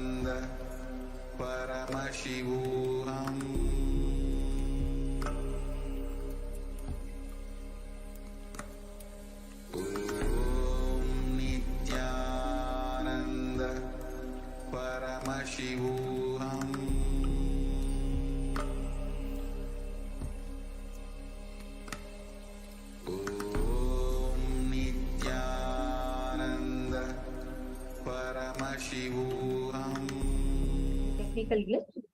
Now, let us all get ready to receive the darshan of Bhagavan Jwarabhagna Murti, Vishapaharana Murti, Kurma Samhara Murti, the forms of Paramashiva, all of them who came down to bestow humanity with the science of healing and a lot more.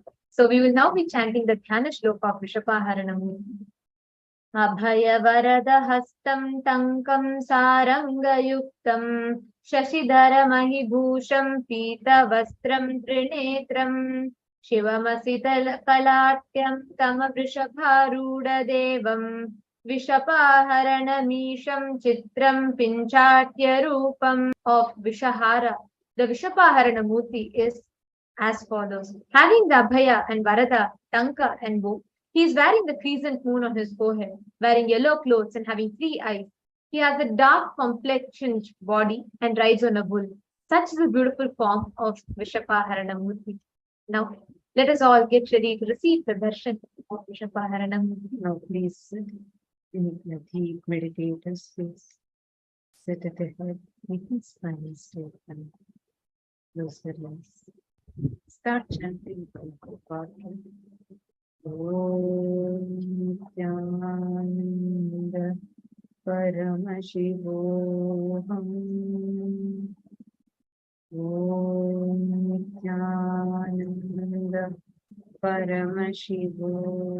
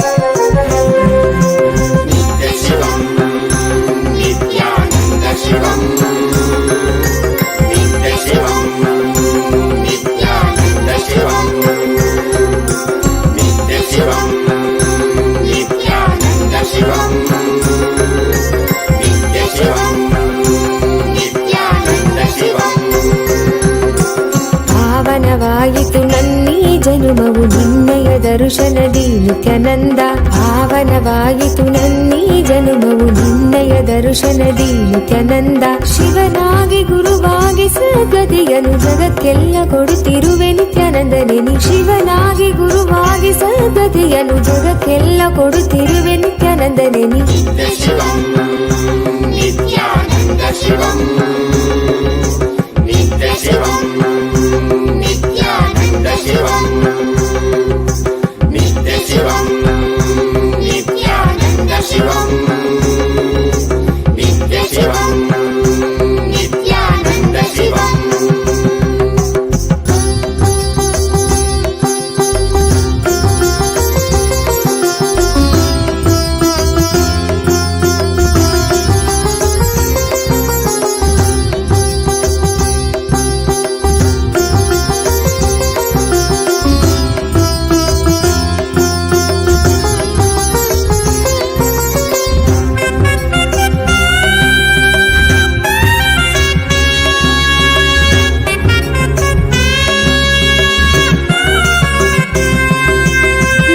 ಶಿವನಾಗಿ ನೀ ದೇವಿಗೆ ಇಂದಿತ್ತೆ ಜ್ಞಾನವ ಜ್ಞಾನ ಗುರುವಾಗಿ ನೀ ಕೊಡುತ್ತಿಹೆ ವಿಶ್ವಕ್ಕೆ ಪ್ರತ್ಯಯ ಮನದಲ್ಲಿ ತನುವಲ್ಲಿ ಕಲ್ಮಶವ ತೆಗೆಯುವನಿ ನೆನೆದವರ ಮನದಲ್ಲಿ ನೆಲೆಸಿರುವನಿ ಮನದಲ್ಲಿ ತನುವಲ್ಲಿ ಕಲ್ಮಶವ ತೆಗೆಯುವನಿ ನೆನೆದವರ ಮನದಲ್ಲಿ ನೆಲೆಸಿರುವನಿ ಜೀವನ್ಮುಕ್ತನಾಗಿ ಬಾಳುವಂತ ಕಲೆಯನ್ನೇ ಕಲಿಸಿದಂತ ನಿತ್ಯಾನಂದನಿ ಜೀವನ್ಮುಕ್ತನಾಗಿ ಬಾಳುವಂತ ಕಲೆಯನ್ನೇ ಕಲಿಸಿದಂತ ನಿತ್ಯಾನಂದನಿ ನಿತ್ಯ ಶಿವಂ ನಿತ್ಯಾನಂದ ಶಿವಂ ನಿತ್ಯ ಶಿವಂ ನಿತ್ಯಾನಂದ ಶಿವಂ ನಿತ್ಯ ಶಿವಂ ನಿತ್ಯಾನಂದ ಶಿವಂ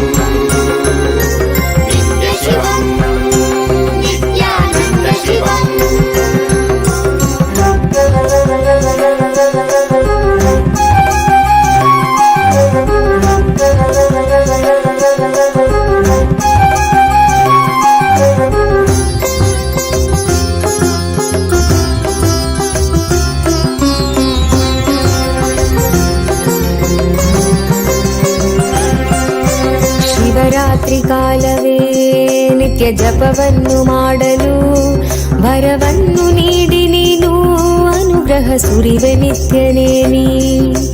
ಭವರೋಗವ ತಡೆದು ಭಾವದ ಚಿಂತೆಯೆಲ್ಲ ತೊಳೆದು ಕರ್ಮ ಸಂಸ್ಕಾರಗಳೆಲ್ಲ ಅಳಿಸಿ ಹೊಸ ಜೀವನ ಕೊಡುವೆ. ಪಾವನವೇ ನಾಡಿದು ನಿನ್ನ ಪಾದಗಳ ಸ್ಪರ್ಶದಿ, ಪಾವನವೇ ಬೀಡಿದು ನಿನ್ನ ಕಲ್ಪತರು ದರ್ಶನದಿ. ಶರಣಂಬನು ನಿತ್ಯೇಶನೇ ನಿನ್ನ ಶರಣಂಬನು ಆನಂದನೇ, ಶರಣಂಬನು ನಿತ್ಯೇಶನೇ ನಿನ್ನ ಶರಣಂಬನು ಆನಂದನೇ.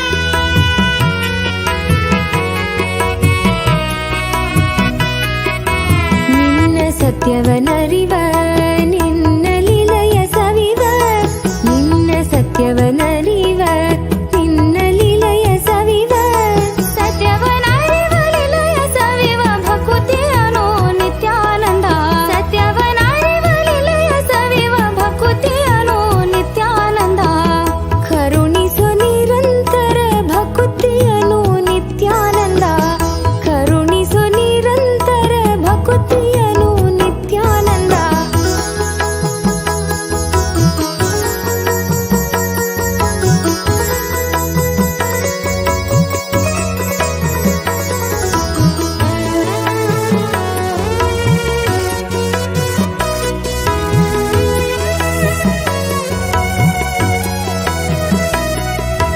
ನಿನ್ನ ಪೂಜೆಯ ಗೈವ ನಿನ್ನ ರೂಪವ ನೆನವ,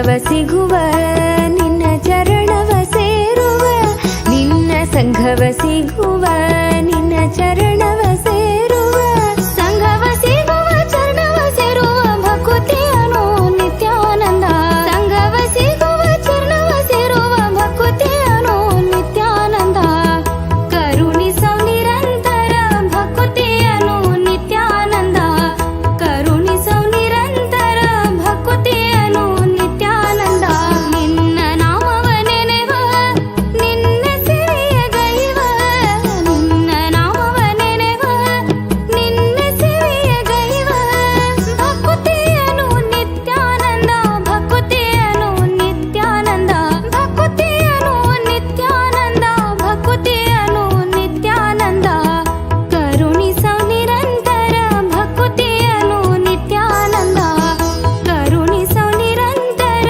ಭಕುತಿಯನು ನಿತ್ಯಾನಂದ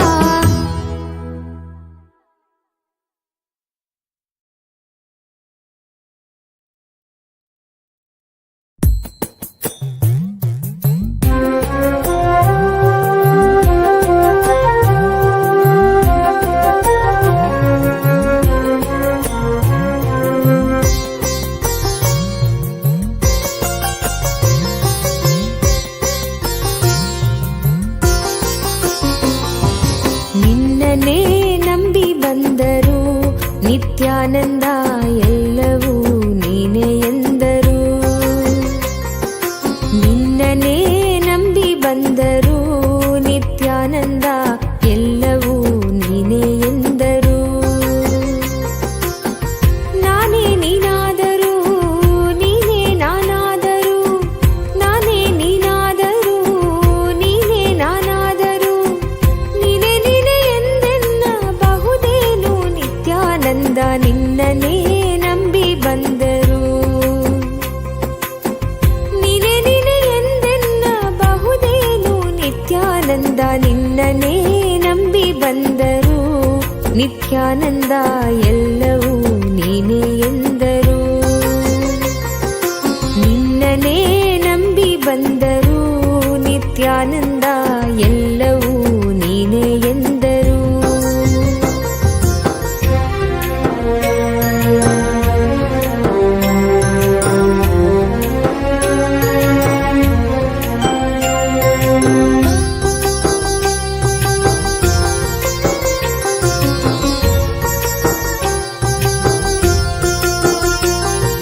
ಜ್ಞಾನವ ಪಡೆಯದಿದ್ದರು ಜ್ಞಾನಿಯ ನಂಬಿದ್ದರು ಜ್ಞಾನವ ಪಡೆಯದಿದ್ದರು ಜ್ಞಾನಿಯ ನಂಬಿದ್ದರು ಸತ್ಯವನರಿಯ ಬಂದಿದ್ದರು ನಿತ್ಯಾನಂದ ಮಿಥ್ಯಕ್ಕೆ ಎನ್ನ ನೂಕಬಹುದೇನು ಸತ್ಯವನರಿಯ ಬಂದಿದ್ದರು ನಿತ್ಯಾನಂದ ಮಿಥ್ಯಕ್ಕೆ ಎನ್ನ ನೂಕಬಹುದೇನು ನಿತ್ಯಾನಂದ ನಿನ್ನನೇ ನಂಬಿ ಬಂದರು ನಿತ್ಯಾನಂದ ಎಲ್ಲವೂ ನೀನೇ ಎಂದರು ನಿನ್ನನೇ ನಂಬಿ ಬಂದರು ನಿತ್ಯಾನಂದ ಎಲ್ಲವೂ ನೀನೇ ಎಂದರು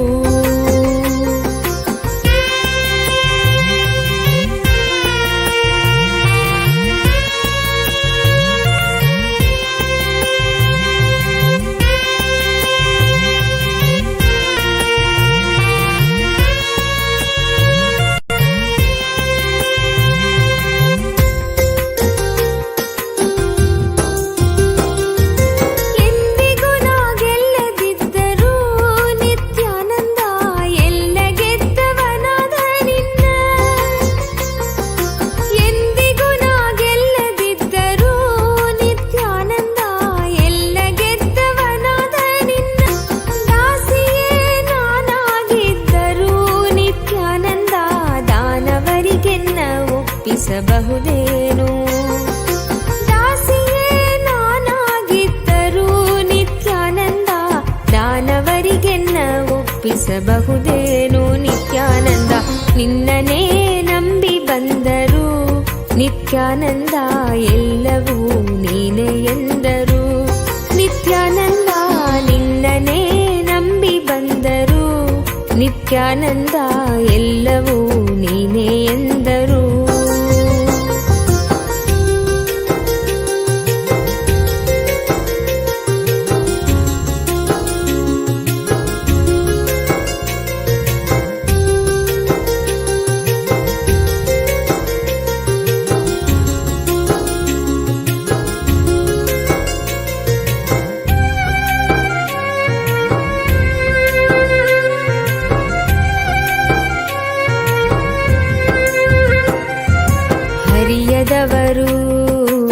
ಅರಿತಂತಿದ್ದರು, ಅರಿಯದವರು ಅರಿತಂತಿದ್ದರು, ಅರಿತವರು ಅರಿಯದಂತಿದ್ದರು, ಅರಿತವರು ಅರಿಯದಂತಿದ್ದರು.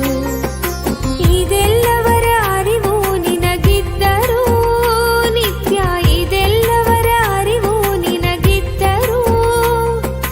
ಅರಿಯದವನಂತೆ ನೀ ಸುಮ್ಮನಿರಬಹುದೇನು, ನಿನ್ನನೇ ನಂಬಿ ಬಂದರು. ನಿತ್ಯಾನಂದ ಎಲ್ಲವೂ ನೀನೇ ಎಂದರು, ನಿನ್ನನೇ ನಂಬಿ ಬಂದರು. ನಿತ್ಯಾನಂದ ಎಲ್ಲವೂ ನೀನೇ ಎಂದರು.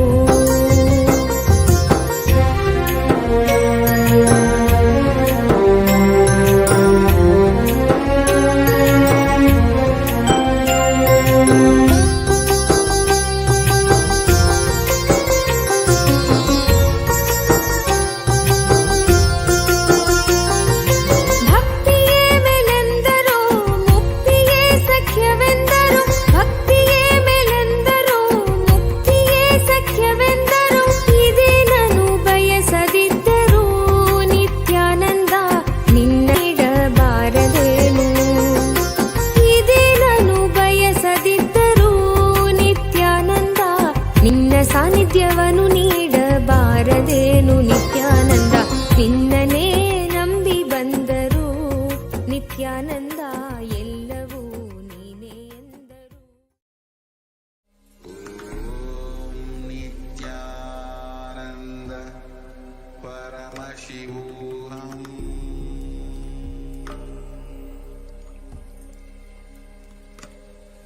ಓಂ ನಿತ್ಯಾನಂದ ಪರಮಶಿವೋಹಂ.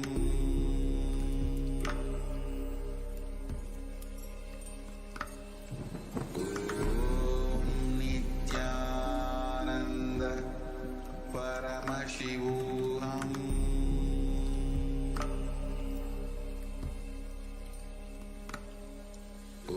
ಓಂ ನಿತ್ಯಾನಂದ ಪರಮಶಿವೋಹಂ.